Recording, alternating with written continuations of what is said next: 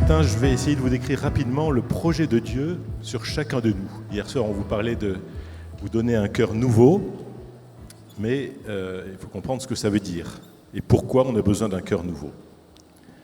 Dans l'Église, nous vous proposons plein de choses, la messe, la prière, les sacrements, on parle de la croix, de la charité, tout ça c'est très important, c'est bien, mais il faut d'abord avoir les idées claires sur la finalité de notre vie chrétienne, bien comprendre ce que Dieu veut nous donner, et si nous sommes vraiment motivés, alors nous n'hésiterons pas à prendre tous les moyens qui nous sont proposés pour cela. Alors je vais essayer de répondre à quelques questions essentielles que finalement nous nous posons tous à un moment ou à un autre de notre vie. D'où venons-nous? Pourquoi existons-nous? Où est-ce que nous allons après la mort? Quel est le sens de notre vie? Et comment être heureux? Je pense que ces questions vous intéressent.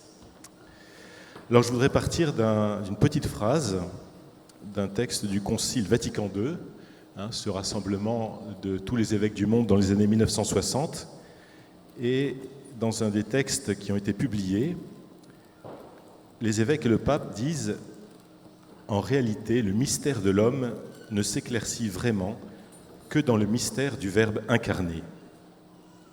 Le mystère de l'homme ne s'éclaircit vraiment que dans le mystère du Verbe incarné. » Ça veut dire que pour avoir les réponses aux questions que je vous ai posées, pourquoi est-ce qu'on existe, où est-ce que nous allons, quel est le sens de notre vie, comment être heureux, eh bien il nous faut regarder Jésus, qui est le Fils de Dieu, qui a pris notre humanité, qui s'est incarné, qui nous a révélé son Père, qui nous a montré ce que veut dire être homme et comment vivre en enfant de Dieu.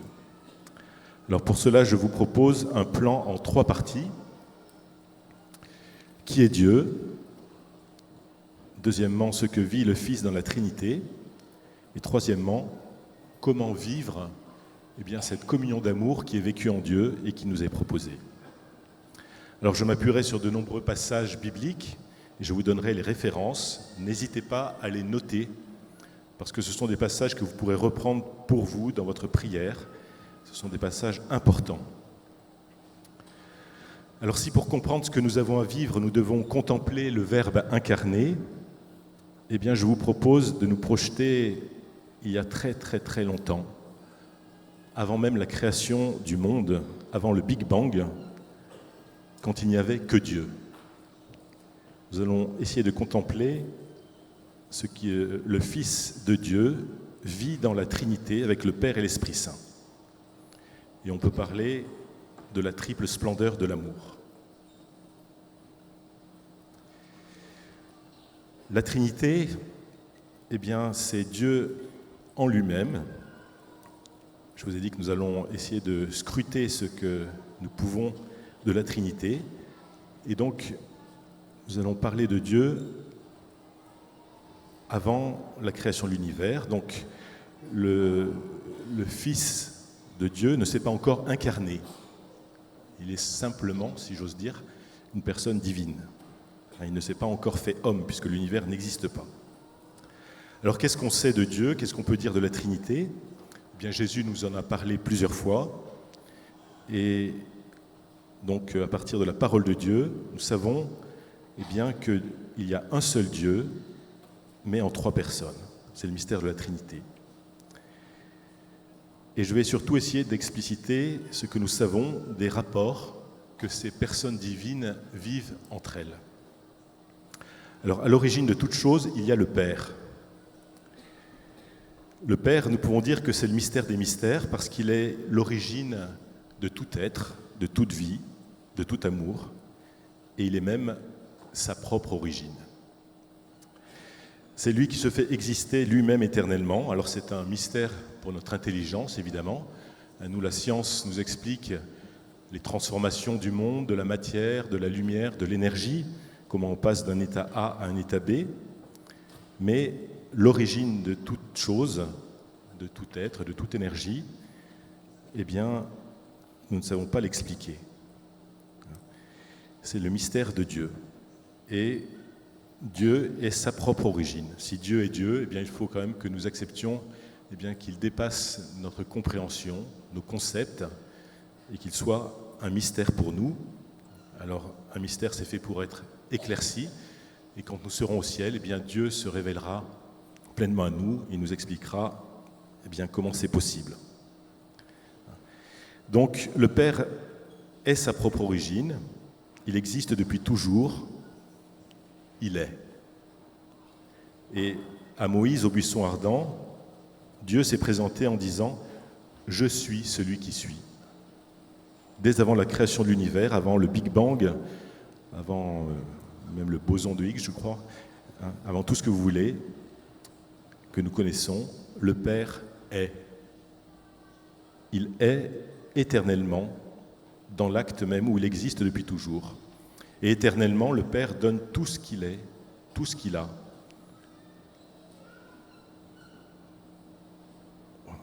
Il va engendrer un Fils. Il lui partage toute sa divinité. Dans le Credo, nous disons que le Fils est consubstantiel au Père. Ça veut dire que le Père donne tout ce qu'il est, tout ce qu'il a. Le Fils n'a rien à envier au Père, il a tout. Toute la nature divine du Père lui a été communiquée. Comme le Père, le Fils est donc une personne divine, et ce Fils se reçoit du Père, il ne se fait pas exister par lui-même. On pourrait dire que c'est la différence qu'il y a entre le Père et le Fils.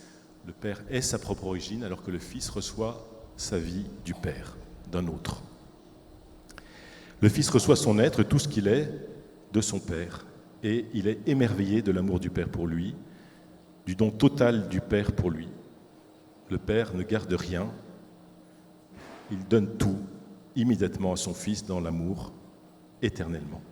Là, c'est nous qui mettons un peu de temps dans la Trinité pour essayer de comprendre cette successivité, mais tout cela, c'est un acte éternel, hors du temps, en Dieu. Donc évidemment, nous avons du mal à comprendre, mais nous sommes obligés de fonctionner avec nos concepts qui sont marqués par notre temporalité. Donc le Fils se reçoit du Père, il reçoit l'amour infini du Père, et il aime le Père en réponse. Il se donne totalement au Père, comme le Père s'est donné à lui. Et la vie en Dieu, eh bien, on peut dire que c'est cette circulation d'amour entre ces deux personnes divines, le Père et le Fils, où chacun se reçoit de l'autre, où chacun se donne à l'autre. Le Père se reçoit comme Père parce qu'il a un Fils, et le Fils se reçoit comme Fils de son Père. Et mystérieusement, leur relation d'amour, qui est à la fois don, réceptivité, communion, unité, c'est une personne divine, c'est l'Esprit Saint. L'Esprit Saint, c'est la troisième personne de la Trinité, c'est la personne amour, on pourrait dire, le dynamisme de la divinité qui se donne. L'Esprit Saint est présenté par les deux flèches et le point jaune sur le schéma. Il est la vie divine qui circule, qui se donne, qui est communion. Voilà donc le mystère de la Trinité, un seul Dieu en trois personnes, Père, Fils et Saint-Esprit. Et la vie en Dieu, eh bien, c'est ce dynamisme d'amour, c'est cette communion infinie de la divinité, du Père au Fils, du Fils au Père, qui est l'Esprit Saint. Chacun se reçoit de l'autre, chacun se donne à l'autre, et de ce double mouvement naît une unité, une communion, une joie, qui est celle de Dieu.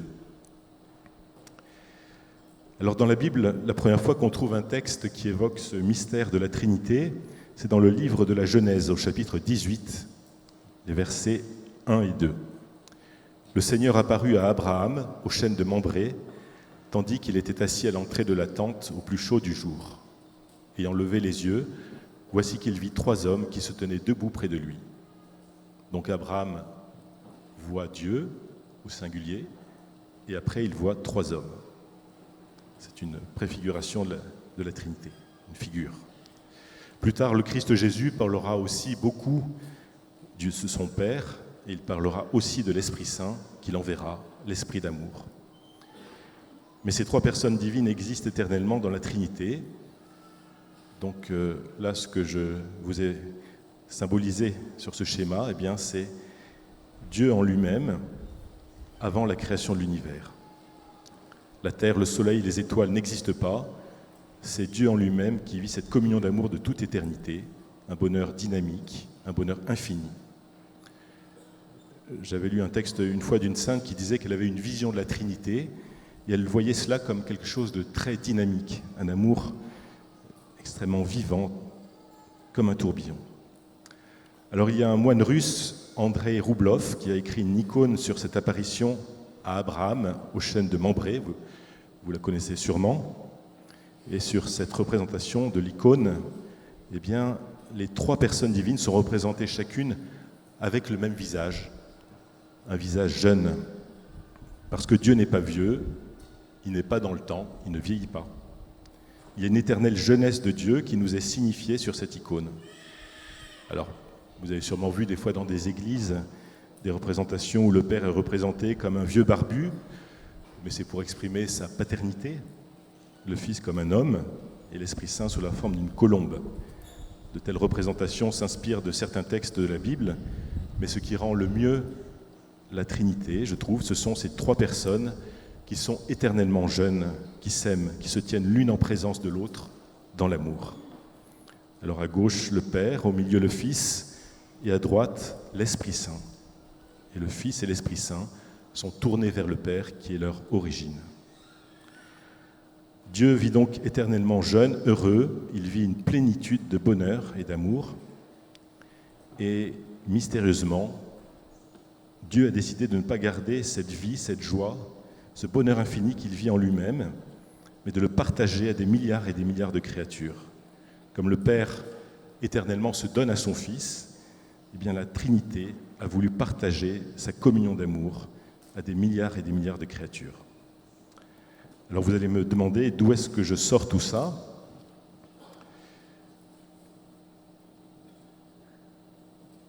Eh bien, quand on regarde dans l'évangile de Saint Jean, qui a été écrit en grec, Jésus parle de sa relation avec le Père. Il emploie trois petites prépositions, trois petits mots qui nous décrivent quelque chose de son rapport avec le Père. Il emploie la préposition « ek », c'est la flèche du dessus. Ça signifie qu'il vient de Dieu. Je vous disais au début, pour comprendre ce que nous sommes appelés à vivre, il faut regarder ce que vit le Fils avec son Père. Le Fils se reçoit du Père. Et quand dans la Bible, Jésus parle de son Père, on trouve parfois cette préposition « ek ». Cela exprime cette réceptivité du Fils qui se reçoit du Père. Alors, je vais vous lire quelques citations dans l'évangile de Jean. En Jean 1,13, « Le Fils est engendré ni du sang, ni d'un vouloir de chair, ni d'un vouloir d'homme, mais de Dieu. » Il se reçoit de Dieu. Ek.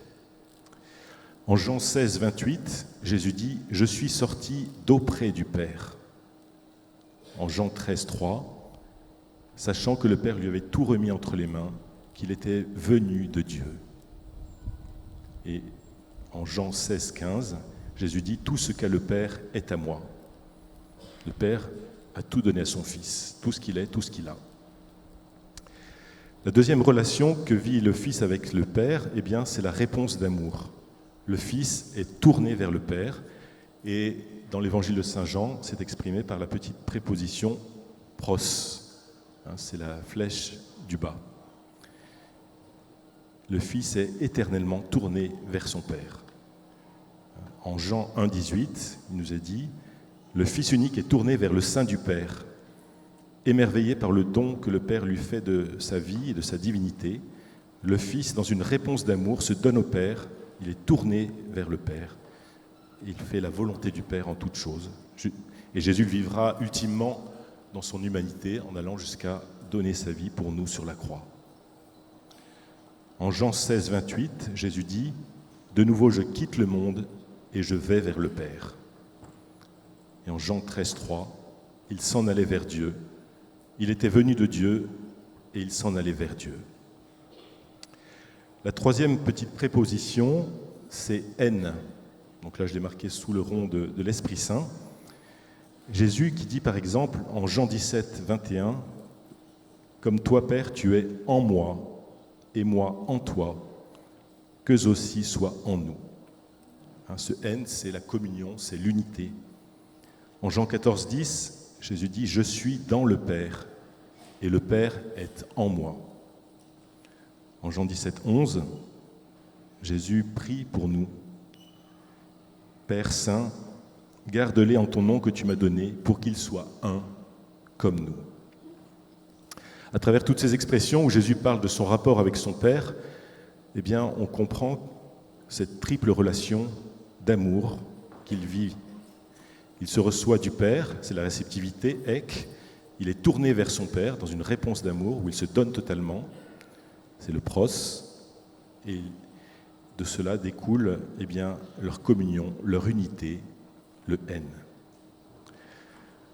Alors, il nous faut regarder ce que vit ce Fils éternellement dans la Trinité pour comprendre ce que nous sommes appelés à vivre. C'était la phrase du concile que j'ai cité, le mystère de l'homme s'éclaircit dans la contemplation du Verbe incarné. Et vous voyez que, eh bien, c'est comme le mode d'emploi de notre vie qui nous est donné là, ce que vit le Fils. C'est le secret du bonheur. Dans une famille, dans un couple, quand est-ce qu'on est heureux vraiment ? Eh bien, quand nous sommes aimés, quand nous recevons de l'amour, et quand l'amour que nous donnons en retour est reçu. Et de ce double mouvement naît une communion, une unité, la vraie joie, la joie de l'amour, partagée, donnée, reçue. Et cette triple relation, réceptivité, don, communion, eh bien, nous avons à la vivre dans toutes nos relations. Alors bien sûr, pour nous, c'est toujours à ajuster parce qu'on peut être fatigué, malade, de mauvaise humeur. En Dieu, tout cela est vécu parfaitement. Mais voilà, quand est-ce que ça marche dans notre vie ? C'est quand il y a toujours cet équilibre qui est tenu entre l'amour reçu et l'amour donné. Nous avons besoin des deux. Et c'est de ce double mouvement, de l'équilibre entre l'amour donné et reçu, que naîtra la paix, la communion, l'unité et la joie. Vous comprenez donc que le mode d'emploi de la vie humaine pour être heureux, eh bien, c'est de vivre toujours plus cette relation qui est vécue par le Fils avec son Père dans la Trinité. Il faut avoir cela bien en tête parce que c'est le mode d'emploi profond de notre vie pour être heureux, pour réaliser notre existence. Et plus nous vivrons cela pleinement sur la terre, plus au moment de notre mort, eh bien, nous serons prêts à entrer dans la vie même de Dieu. Plein de gens ont reçu la vie humaine, mais ils ne connaissent pas le mode d'emploi pour être heureux. Eh bien, ce mode d'emploi nous est donné dans la Bible. Il nous est donné en regardant qui est Dieu, qui s'est révélé à nous, en regardant ce que vit Dieu en lui-même. Nous sommes tous comme le Fils. Le Fils ne s'est pas fait exister lui-même. Nous avons reçu chacun notre vie de nos parents et de Dieu. On n'est pas comme le Père qui est sa propre source, qui se fait exister lui-même. Et donc, pour comprendre qui nous sommes, comment être heureux, il nous faut vivre comme le Fils dans la Trinité. C'est cela le secret eh bien, de la réussite de notre vie. Cette joie donc qui est vécue en Dieu, eh bien, Dieu a voulu la partager à des milliards et des milliards de créatures. Dieu aurait pu rester tout seul dans son coin entre personnes divines, mais cet amour qui est don par essence, eh bien, qui est dynamisme, Dieu a voulu le partager, non pas parce qu'il avait besoin de créer d'autres personnes, mais par pure gratuité. L'amour, c'est gratuit. On n'aime pas par intérêt. Nous n'apportons rien à Dieu, il n'avait pas besoin de nous créer, pas besoin de créer l'univers ni les anges. Il a voulu nous créer comme un débordement de sa joie, de sa vie, pour nous partager son bonheur, pour nous partager sa plénitude. Donc Dieu a décidé de créer des milliards et des milliards de créatures, et d'après ce que nous dit la Bible, eh bien il y a deux types de créatures. Des créatures purement spirituelles, les anges, et d'autres créatures qui sont à la fois corporelles et spirituelles, les hommes au sens générique, hommes et femmes, il les créa. Et donc Dieu nous a créés pour nous faire entrer dans sa vie, dans la vie filiale de son Fils. Cela signifie que dès avant la fondation du monde, Dieu avait pensé à chacun de nous et à chaque personne angélique. Il a voulu que chacun de nous, nous existions pour nous combler, pour nous donner sa vie, pour nous faire entrer dans sa communion d'amour. Alors vous vous demandez peut-être aussi d'où je sors tout cela. Eh bien, je vous invite à lire un texte dans la lettre aux Éphésiens. C'est au chapitre 1, les versets 3 à 5. Éphésiens 1, 3, 5, c'est vraiment un texte fondamental. Béni soit le Dieu et Père de notre Seigneur Jésus-Christ, qui nous a bénis par toutes sortes de bénédictions spirituelles aux cieux dans le Christ. Il nous a élus en son Fils dès avant la fondation du monde pour être saints et immaculés en sa présence dans l'amour, déterminant d'avance que nous serions pour lui des fils adoptifs par Jésus-Christ. Dans toute la Bible, c'est le texte le plus explicite, je trouve, sur le projet de Dieu pour nous.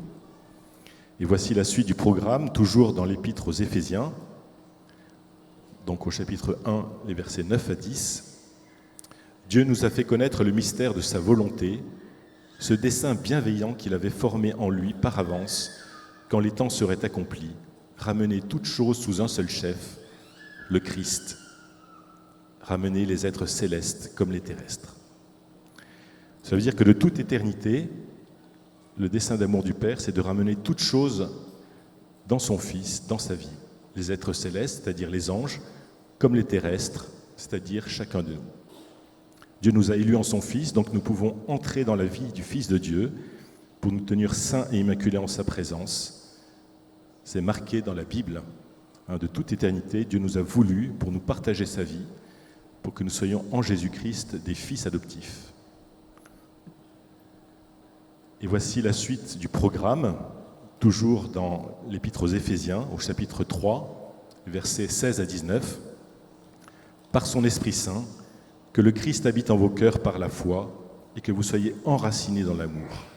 Ainsi, vous serez capables de comprendre avec tous les fidèles quelle est la largeur, la longueur, la hauteur, la profondeur. Vous connaîtrez l'amour du Christ qui surpasse tout ce que nous pouvons connaître. Alors vous serez comblés jusqu'à entrer dans la plénitude de Dieu. C'est extraordinaire. Dieu veut nous partager toute sa plénitude. Moi, je sais que quand j'ai un coup de spleen, eh bien, je reprends ces passages de l'Épître aux Éphésiens pour me remettre dans la louange, pour me motiver, pour bien me remettre dans le projet de Dieu. Et quand je dois prendre des décisions, eh bien, je regarde ce que le Fils vit dans la Trinité. Je réfléchis par rapport à la décision que je dois prendre. Est-ce que je me reçois de Dieu? Est-ce que je me donne? Est-ce que je suis en communion avec lui? Et souvent, c'est très éclairant. Alors oui, plus nous aurons appris à vivre de cette façon, à aimer comme le Fils aime son Père dans l'Esprit Saint, eh bien, plus nous serons prêts au moment de notre mort à entrer directement dans la vie trinitaire. Tout ce que le Père donne à son Fils, le Fils nous le partage. Il n'y a rien que Dieu veuille garder pour lui et ne pas nous partager. C'est enthousiasmant. Alors pour expliquer comment nous pourrons entrer pleinement dans la vie du Fils, dans la Trinité, saint Paul prend une comparaison. Il dit que nous sommes les membres du corps du Christ et que le Christ est la tête. Dans l'Épître aux Colossiens, saint Paul écrit au chapitre 1 au verset 18, « Il est la tête du corps, la tête de l'Église ».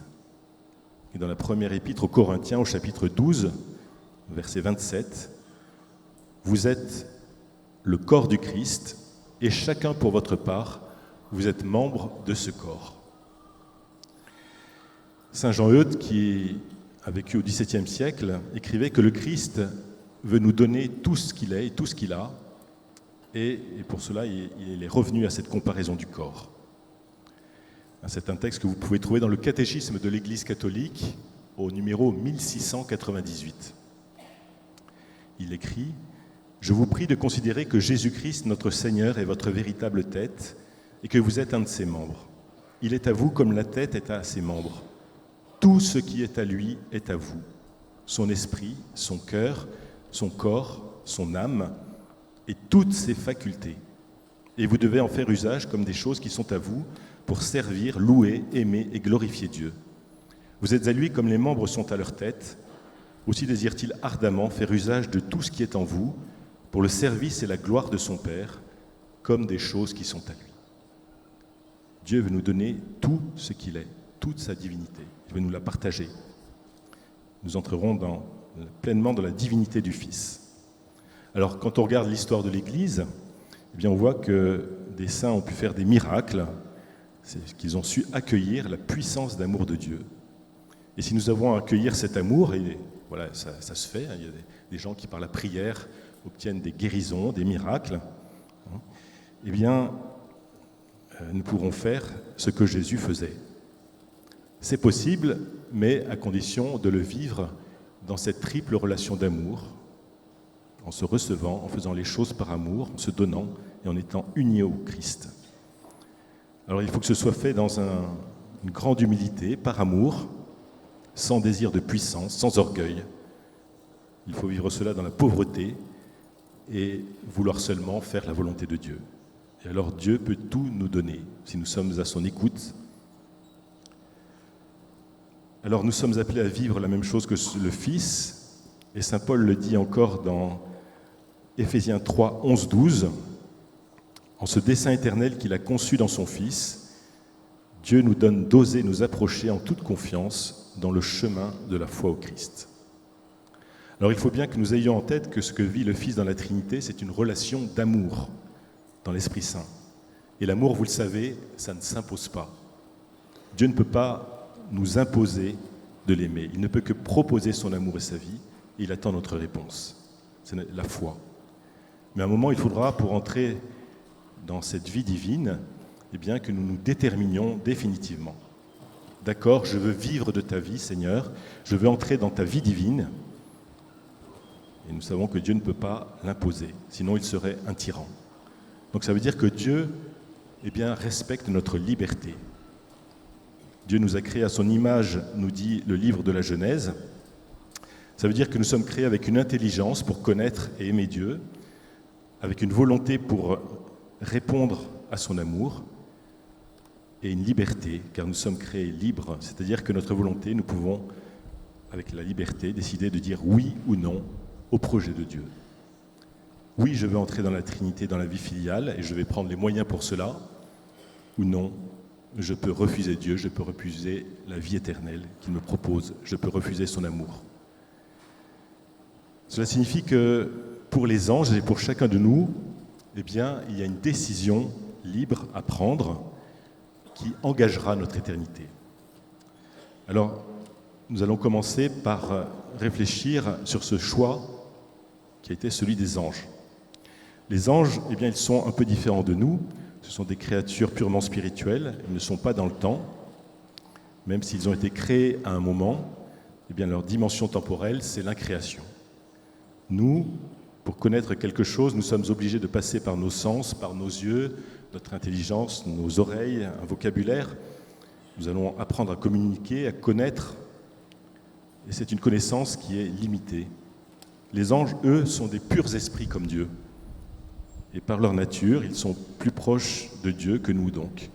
Ils ont une connaissance de Dieu qui est immédiate, qu'ils ont eue au moment où ils ont été créés. Et dans l'acte où Dieu les créait, ils ont su qui était Dieu, quel était son projet sur eux et sur nous.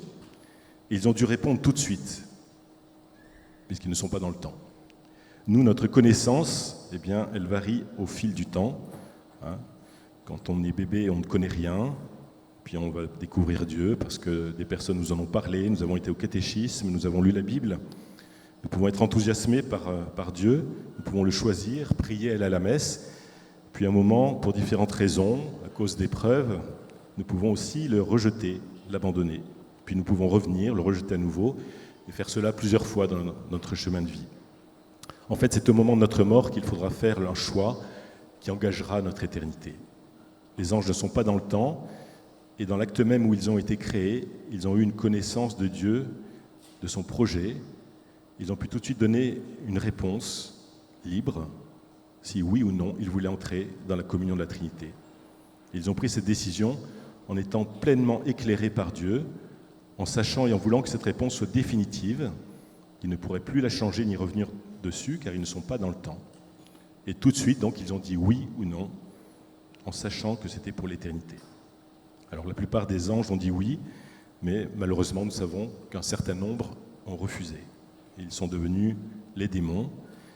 Et le premier d'entre eux, c'est celui qu'on appelle le diable, Satan ou Lucifer, qui était pourtant l'un des plus grands et des plus beaux anges, avec une intelligence extraordinaire. Il a pourtant choisi de rejeter Dieu pour l'éternité. Donc c'est important de réfléchir comment est-ce qu'il a pu parvenir à ce choix, parce que nous aussi, finalement, nous pouvons faire ce choix du rejet de Dieu. Alors les anges, en choisissant de rejeter Dieu, ont créé cet état qu'on appelle l'enfer. L'enfer, ce n'est pas un endroit où Dieu envoie en punition. L'enfer, c'est un état d'auto-exclusion de Dieu, de sa vie, de son amour, pour l'éternité. Un choix qui a été fait en pleine connaissance de cause, en toute liberté. C'est le refus de l'amour. Ce n'est pas Dieu qui rejette, car Dieu n'est qu'amour, il ne change pas, il ne sait pas faire autre chose qu'aimer, se donner, proposer sa vie. L'enfer, eh bien, c'est choisir de rejeter Dieu pour l'éternité. Alors, pour réfléchir rapidement sur les raisons de ce rejet, les théologiens ont émis 3 hypothèses. La première hypothèse, c'est un péché d'orgueil par rapport à Dieu. Les anges ont voulu être Dieu à la place de Dieu, être leur propre origine. Pourtant, ce n'est pas possible. Ils sont des créatures comme vous et moi, ils ne se sont pas fait exister par eux-mêmes. Seul le Père est sa propre origine. Et le péché d'orgueil et de jalousie des anges, eh bien, c'est de vouloir être indépendant de Dieu, de ne pas vouloir dépendre de Dieu dans leur être, dans leur vie. C'est dire je n'ai pas besoin de Dieu. Donc c'est finalement le refus de la réceptivité, le refus du ek, le refus de recevoir sa vie de Dieu. C'est s'enfermer dans un mensonge sur soi-même. Alors il y a une chose que je n'ai pas dit, c'est que la création de Dieu, c'est quelque chose de continu, même pour nous dans le temps. Pour prendre une comparaison, un horloger, il peut construire une très belle horloge, et si elle est bien entretenue, son horloge, après sa mort, elle pourra fonctionner pendant des siècles. Alors que quand Dieu nous crée, eh bien c'est un acte continu. Alors pour dire les choses négativement, si Dieu cessait de penser à chacun de nous, eh bien nous cesserions immédiatement d'exister.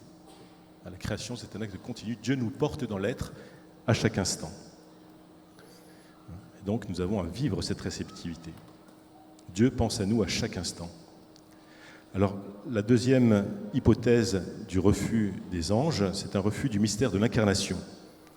Dieu, en créant les anges, leur a expliqué quel était son projet, et il a révélé que son Fils prendrait notre nature humaine, et que dans la Trinité, il y aurait une personne humaine assumée par la personne du Fils de Dieu.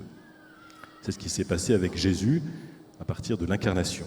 Le Fils éternel du Père a pris notre humanité dans le sein de la Vierge Marie, et depuis, Jésus est un homme véritable, avec un corps humain, une âme humaine, mais il est aussi toujours le Fils éternel du Père, la deuxième personne divine de la Trinité. Et c'est ce que nous disons dans le credo, vrai Dieu et vrai homme. Et il l'est pour l'éternité. Et il est ainsi aussi dans la Trinité depuis l'Ascension. Donc on pourrait dire que Jésus, c'est un composé unique, il est vrai Dieu et vrai homme. Par contre, la révélation biblique ne nous dit pas que Dieu se soit fait ange, et donc les anges ont pu être jaloux que Dieu assume notre humanité dans le mystère de l'incarnation. Troisième hypothèse, c'est peut-être un péché de jalousie envers l'homme. Le projet de Dieu, c'est que son Fils, en prenant notre nature humaine, l'élève à la vie divine. Donc le Christ ouvre à son ascension la voie pour toute l'humanité. Nous tous, nous pouvons désormais entrer dans la vie divine. Et les anges ont pu connaître ce projet de la divinisation de l'homme. Ils ont pu vouloir rejeter Dieu en disant « on veut bien adorer Dieu, mais pas un Dieu qui s'est fait homme, l'homme qui est une créature inférieure à nous. » Donc, voilà, les anges ont pu jalouser aussi le pouvoir qui est donné aux prêtres de disposer de la puissance de Dieu dans les sacrements, de donner son pardon, de donner Jésus dans l'Eucharistie. Ils ont pu être jaloux aussi du fait que les hommes peuvent se reproduire. Les anges ne se reproduisent pas. Chaque ange est une nature divine à lui tout seul, il ne se reproduit pas. alors que les hommes peuvent se reproduire. Quand un homme et une femme s'unissent, eh bien, ils peuvent devenir co-créateurs. Au moment où un bébé est conçu, eh bien, Dieu crée une âme. C'est quelque chose d'inouï à la vocation de l'homme et de la femme, comme co-créateurs avec Dieu. Donc, face au projet de Dieu, les anges ont dû se déterminer, ils ont dû dire oui ou non. Ceux qui ont dit oui sont entrés dans la communion de Dieu, dans la Trinité, sont remplis de la lumière de la vie filiale. Les autres se sont exclus de la Trinité. Ils ont créé cet état de l'enfer. Ils se sont exclus de la vie divine volontairement, consciemment, librement, définitivement. Alors pour les hommes, pour nous, c'est différent parce que nous sommes dans le temps. Il y a notre conception dans notre vie, et puis il y a notre mort. Chaque fois que nous faisons le bien, chaque fois que nous choisissons d'aimer Dieu ou les autres, eh bien nous vivons le ek, le pros et le en par rapport à Dieu, dans une relation de prière, par rapport aux hommes dans la charité. Pendant notre vie terrestre, nous pouvons découvrir petit à petit le projet de Dieu, nous pouvons le choisir, et puis en vivre toujours plus, même si nous pouvons le rejeter aussi. Dans le temps, nous savons que nous pouvons changer plusieurs fois d'avis, mais cette capacité de faire le bien ou le mal, de choisir Dieu ou de le rejeter, nous savons que cela s'arrêtera à notre mort. Il y aura alors un jugement de notre vie, et ce jugement engagera notre éternité avec Dieu ou loin de Dieu. Alors qu'est-ce que ce jugement de notre vie, qui souvent effraie beaucoup?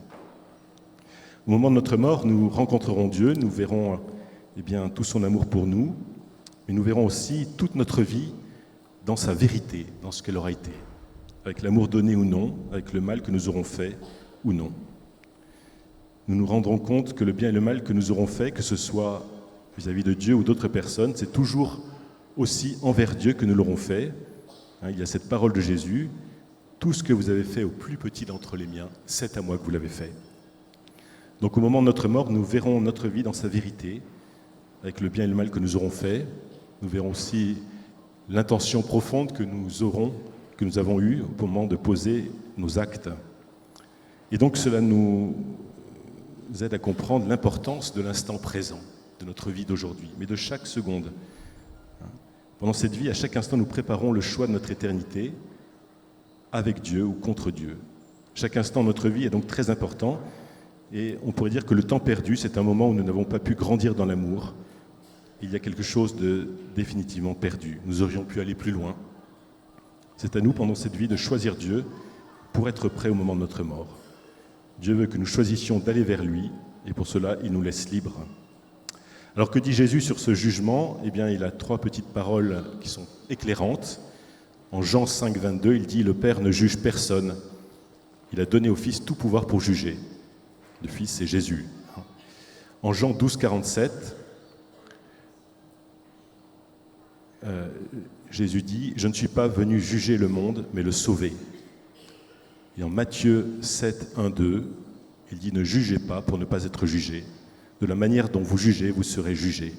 De la manière dont vous mesurez, on vous mesurera. » Alors, peut-être que certains d'entre vous ont entendu parler des expériences de mort imminente. C'est des gens qui, pendant une opération ou un accident, ont vécu un début de mort clinique, mais qu'on a réussi à ranimer. Et des fois, ils ont vécu cette rencontre avec Dieu. Et il y a un ami religieux de Saint Padre Pio, frère Daniele, qui a vécu cette expérience de mort imminente. Il raconte ce qui s'est passé à ce moment-là. Et il disait « Je me tenais devant le trône de Dieu. Je l'ai vu non pas comme un juge sévère, mais comme un père affectueux, débordant d'amour. J'ai réalisé alors que ce que le Seigneur avait fait pour moi, qu'il avait pris soin de moi du premier au dernier instant de ma vie, m'aimant comme si j'étais l'unique créature existant sur cette terre. » Voilà. Cela signifie que c'est nous-mêmes qui jugerons notre vie à la lumière de la vérité de ce qu'elle a été, et nous la jugerons en fonction du bien et du mal accomplis dans notre existence terrestre face à cet amour de Dieu que nous réaliserons pleinement à ce moment-là. Encore une fois, cela souligne l'importance de ce temps de vie sur la terre qui nous est donné pour apprendre à vivre et à aimer à la manière de Dieu, pour commencer déjà la vie éternelle. Alors, Cela signifie qu'il y a 3 possibilités qui s'ouvrent pour nous après la mort, le paradis, le purgatoire et l'enfer. Alors si nous sommes prêts, nous pourrons aller directement au ciel, la vie éternelle. Eh bien, avec Dieu, ce n'est pas un lieu, encore une fois, mais un état, celui de la vie en plénitude vécue par le Christ. Jésus le dit clairement dans l'Évangile, « Je suis le chemin, la vérité et la vie ». Et le cardinal Ratzinger disait, le futur Benoît XVI, il disait que le Christ ressuscité est le lieu de la vraie vie. La vie éternelle, nous dit Jésus, c'est de participer à la vie d'amour du Père et du Fils dans l'Esprit Saint. C'est participer à la plénitude de la vie même de Dieu. Il y aura là une nouveauté telle que nous ne pouvons pas chercher à l'imaginer. Et le pape Benoît XVI précisait encore, « L'éternité n'est pas une succession continue des jours du calendrier, mais quelque chose comme un moment rempli de bonheur, dans lequel la totalité nous embrasse, dans lequel nous embrassons la totalité. Il s'agit de l'immersion dans l'océan de l'amour infini, dans lequel le temps n'existe plus. Nous pouvons penser que ce moment est la vie au sens plénier, une immersion toujours nouvelle dans l'immensité de l'être de Dieu, tandis que nous serons simplement comblés de joie. C'est ainsi que Jésus l'exprime dans l'évangile de Jean, « Je vous reverrai, votre cœur se réjouira, et votre joie, personne ne vous l'enlèvera. » La mort est donc un passage, l'accomplissement de ce mouvement vers Dieu, vers la joie du ciel qui est commencé dans cette vie, dès notre conception. Et donc, chaque instant est décisif pour la vie éternelle. Alors nous avons été créés pour trouver la plénitude de notre vie en Dieu. C'est lui que nous cherchons, souvent sans le savoir. C'est ce que nous dit un psaume, « J'ai demandé une chose au Seigneur, la seule que je cherche, habiter la maison du Seigneur tous les jours de ma vie. » Alors oui, ce désir de Dieu pourrait être comblé le jour de notre mort, si nous nous sommes préparés à cela, si nous avons une confiance absolue dans le Christ qui veut nous conduire à son Père. Ayons confiance en Dieu. Alors peut-être qu'au moment de ce jugement, eh bien, nous verrons que nous voulons aller vers Dieu, c'est possible, mais que nous ne sommes pas prêts. Et parce que nous n'avons pas assez appris à aimer, à nous recevoir de Dieu, à être en communion avec lui. Et donc à ce moment-là, eh bien, nous pourrons choisir ce qu'on appelle le purgatoire, qui est comme une école de rattrapage pour nous préparer à entrer dans la vie de Dieu, comme un sas. Alors le purgatoire, là aussi, il ne faut pas l'imaginer comme un lieu, c'est un état de l'âme au-delà de la mort, c'est comme un chemin spirituel qui est commencé dès ici-bas, un chemin de purification, d'illumination, de transfiguration de l'âme. Il ne s'agit pas d'une punition, mais bien d'un désir de perfection et de sainteté pour vivre en Dieu. Et dans son traité du purgatoire, sainte Catherine de Gênes, qui a eu des révélations mystiques, évoquait cette réalité en disant « L'âme quittant le corps et ne trouvant pas en elle la pureté pour laquelle elle a été créée, voyant aussi les empêchements qui retardent son union avec Dieu, l'âme comprend que seul le purgatoire peut les écarter et elle s'y jette d'elle-même, volontairement et promptement. Et elle disait « Je ne crois pas qu'il puisse se trouver un bonheur comparable à celui d'une âme du purgatoire, à l'exception bien sûr de celui des saints au paradis. Chaque jour accroît ce bonheur par l'action purificatrice de Dieu en ses âmes. » Sainte Faustine raconte aussi que, guidée par son ange gardien, elle a visité le purgatoire et elle dit « Je me trouvais dans un endroit où se trouvait une multitude d'âmes souffrantes qui prient avec ferveur, mais sans efficacité pour elles-mêmes. Nous seuls pouvons les aider. Et je demandais à ces âmes quelle était leur souffrance. Elles me répondirent d'un commun accord que c'était la nostalgie de Dieu qu'elles ont vue au moment de la mort. » Alors, les âmes du purgatoire, elles ne peuvent plus progresser par elles-mêmes, elles dépendent de nos prières, quand on fait dire des messes aussi pour elles, et on peut offrir aussi pour elles toutes nos bonnes actions. Et c'est important de le faire, parce que elles dépendent complètement de nous. Et c'est intéressant spirituellement aussi, parce que, après, elles vont prier pour nous. Le curé d'Ars et saint Augustin disaient « Je prie pour les âmes du purgatoire, pour que quand elles seront parvenues au ciel, elles prient pour moi. » Donc c'est faire jouer à plein, vous voyez, la communion des saints. Et enfin, la troisième possibilité, mais je ne vais pas m'y étendre, c'est le choix de l'enfer, qui est le rejet éternel de Dieu, de sa vie, de son amour. Alors en conclusion, c'est comprendre que Dieu veut nous donner tout ce qu'il est, tout ce qu'il a, sa plénitude de vie et d'amour. Et aujourd'hui, pour nous qui sommes dans le temps, Dieu nous donne tous les moyens dont nous avons besoin pour cela dans l'Église.